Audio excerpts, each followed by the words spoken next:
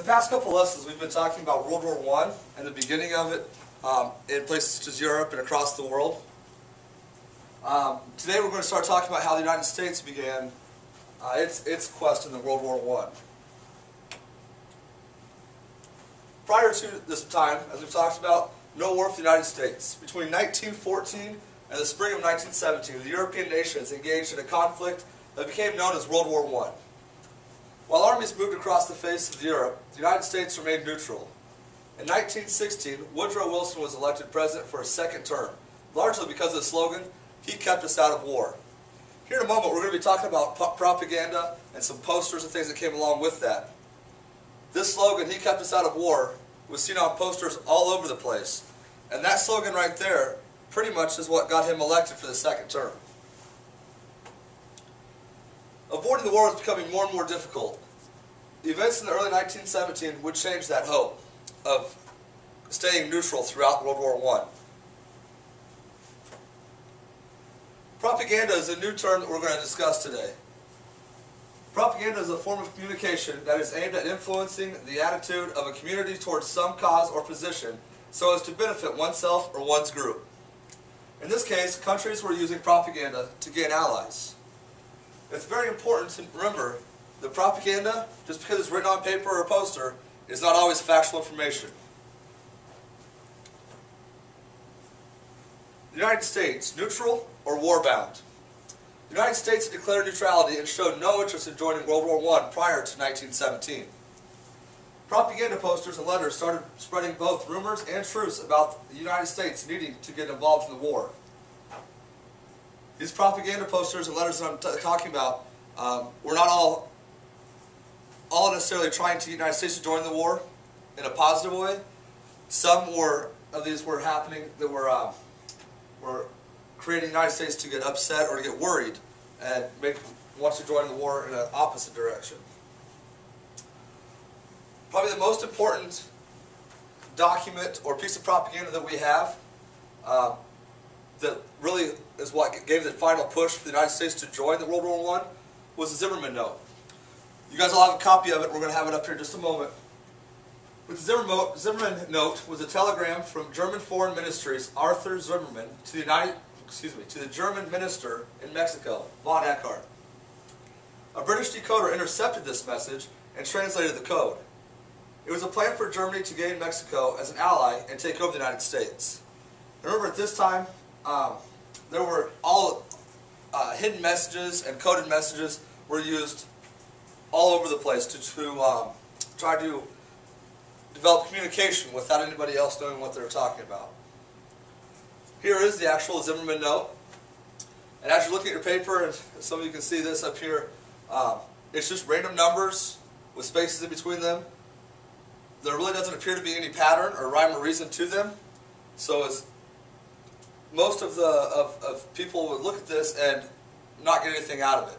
So it's very impressive that somebody was able to decode this message in the first place. While you're following along with that copy of the Zimmerman note, I'm going to read the translation of that Zimmerman note. And I'll be surprised, but see if you can find any patterns or any relations as far as to the letters or words and to the numbers. We intend to begin on the 1st of February unrestricted submarine warfare. We shall endeavor, in spite of this, to keep the United States of America neutral. In the event of this not succeeding, we make Mexico propose of alliance on the following basis: make war together, make peace together, generous financial support, and understanding on our part that Mexico is to reconquer the lost territory in Texas, New Mexico, and Arizona. The settlement in detail is left to you. You will inform the President of the above most secretly as soon as the outbreak of war with the United States of America is certain, and add the suggestion that he should, on his own initiative, invite Japan to immediate adherence and at the same time mediate between Japan and ourselves. Please call the President's attention to the fact that the ruthless employment of our submarines now offers the prospect of compelling England in a few months to make peace. Signed, Zimmerman. Now I think this first part, we intend to begin on the 1st of February unrestricted submarine warfare. What this meant is they were going to cruise the oceans and anybody out there was going to be basically free game. Anybody out there was going to be considered an enemy. At this point, the United States is going to have to make a choice to either stay neutral or join in, and because even their own ships at that point would be at risk. Germany was hoping that the United States would stay neutral because they were aware of the power the United States would bring if it were to be against it. Now, something that is still kind of up in the air, you can find documents that support both sides of it. Was this British propaganda based on an Allied need, or did the Zimmerman note in fact really exist? And was it really created by Mr. Zimmerman as an attempt to get Mexico to join with Germany? Or was this something that the British used and made up as a piece of propaganda to persuade the United States to join up with them? Alright? Some questions to be asked here. What was to be gained by the Allies? Well, the British and the other Allies had a lot to gain. The United States had a strong military force as well as financial stability, which to help funding with factories to create better technological weapons and machinery. All right. What was in it for the Germans? If the Germans would have gotten Mexico on their side as an ally, they would have had a great place as far as position, as far as land, to attack the United States if the United States became a threat. As of right now, it's much harder to launch an attack over across an ocean than it would be to be right next door in Mexico. They also had Mexico is somebody they didn't have to worry about. Mexico had a very weak military and it was not financially stable. So Germany, if they did get that as an alliance, would more than likely then later on taken over Mexico and completely ruled that country as well. Continuing, who decoded this message? It was a British cryptographs deciphered the message, which also raised some questions. The people that deciphered the message were British, so it kind of was raising that question as whether, well, maybe the British did, in fact, make this Zimmerman note up to help persuade the United States to join with them. So the United States joins the war. The American press published news of the telegram on March 1st. This was a big deal because the Zimmerman note, the British found out about this in January. They did not tell the United States officials about this until February 24th. On March 1st, the American press published the news of this telegram, of the Zimmerman note. And on April 6, 1917, the United States Congress formally declared war on Germany and its allies. And if you'll go back to one of the first slides, the country was so happy with not being at war that they re-elected Woodrow Wilson as the president for a second term. And now, with this one piece of propaganda, and from March 1st to April 6th, so just a little over a month, got an entire country to back up and support, for the most part, going to war and joining the World War I. It is amazing what propaganda can do. Alright, what I'm going to have you guys do, here in just a moment, is we're going to create our own coded messages. First off, I have an example over here on the board. I want you to take a look at this. I just have numbers, they're separated by commas, and there's a dash. Okay? We'll give you a few moments here to think about this. See if you can take a look at it, figure out what this might be.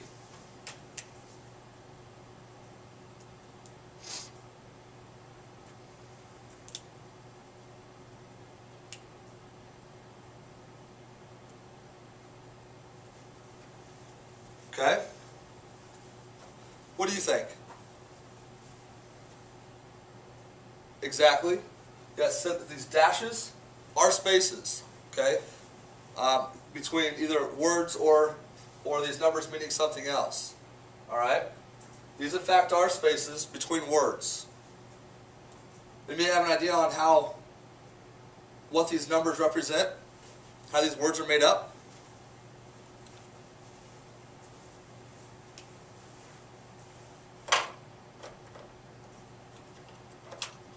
we're going to do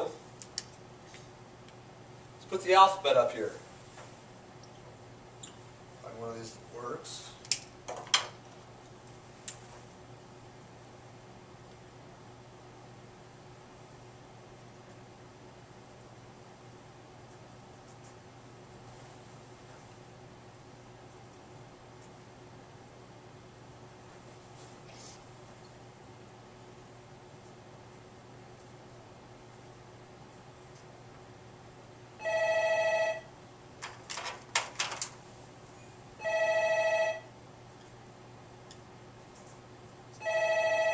Alright, what we have here is just a basic coded message.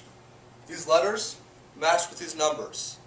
The letter of the alphabet goes with the numbers. So you have the number 20 here. First letter is number 20.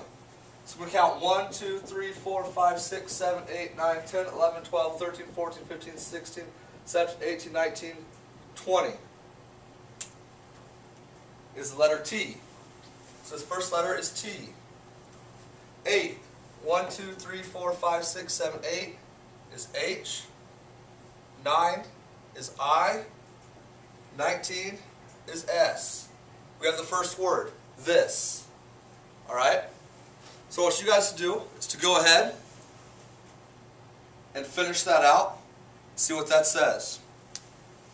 I'll give you just a few moments here.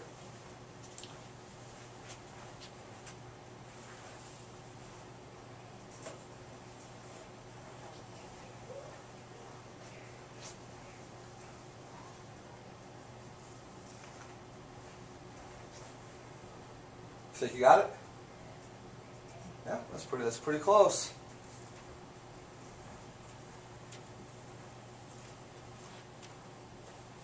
Excellent. Good job.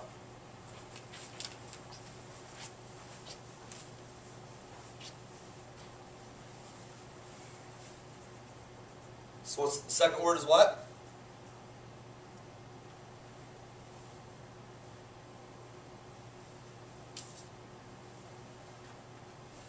Yep. Okay.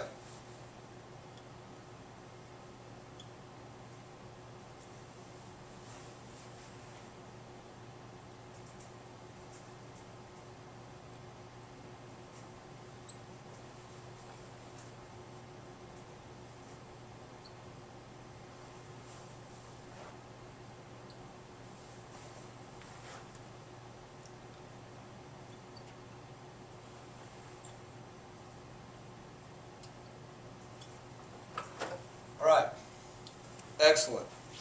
So what my coded message said is, this war changed the United States of America forever. That's what you're going to do. I'm going to have each of you create, here in the next few minutes, create your own coded message. Remember, you can use letters, numbers, or symbols, and be creative, and create your own coded message. Alright? The only requirement is it needs to have something to do with World War I. Something we've talked about either in today's lesson or one of the previous lessons about World War I here. Alright? Once you have your coded message, you need to also have your translation. You need to have a separate piece of paper on the back of the piece of paper, either one. And then here at the end of the class, we'll spend about 5 or 10 minutes and we'll put some of these up here and see if we can figure these out. It should be a fun activity. Alright, if there aren't any other questions, then we'll go ahead and get started on this.